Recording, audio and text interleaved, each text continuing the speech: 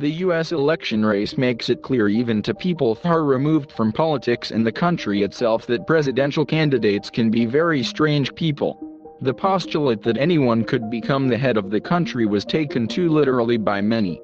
Here are the strangest and most unusual U.S. presidents who have become part of our country's history.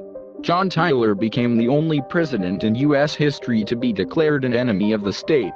It was Tyler who had a hand in creating the Southern Confederacy, which played a role in the bloody Civil War of 1861. For this he was declared an enemy of the state by his northern opponents. Grover Cleveland was twice president of the United States in the late 19th century. He became famous primarily for hanging criminals personally. He was nicknamed the Hangman accordingly. He acquired the skill of execution when he was chief sheriff of New York, when he had his hands full with hundreds of criminals sentenced to capital punishment. Abraham Lincoln became famous not only for freeing many thousands of black slaves from slavery, but also for being one of 4 U.S. presidents to be assassinated during his presidency. Lincoln is associated with the legend of the Tippecanoe Curse, aka the Curse of Year Zero. Thus, a strange pattern can be explained. Between 1840 and 1960, every president who won an election in a year ending in 0 died or died before the end of his presidential term. Martin Van Buren was the only head of a country whose first language was not English.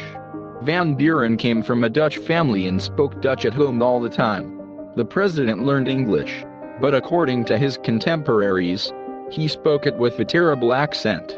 U.S. President Theodore Roosevelt was an avid hunter and always enjoyed going out hunting under the supervision of a delegation of journalists. In 1902, while hunting, he did not shoot the little bear cub. This event was reflected in a cartoon in the Washington Evening Star newspaper. The drawing caught the eye of Morris Michtom, an immigrant from Russia who owned a toy store in New York City. Morris's wife Rose made the first toy bear in the image of the cartoon character. The bear was installed in the store window next to the cartoon and was named Teddy Bear or Teddy Bear after the President of the United States. Thus, the President of the United States became the reason for the emergence of the most common toy of our time. Franklin Roosevelt was famous for his superstitiousness, particularly his fear of the number 13.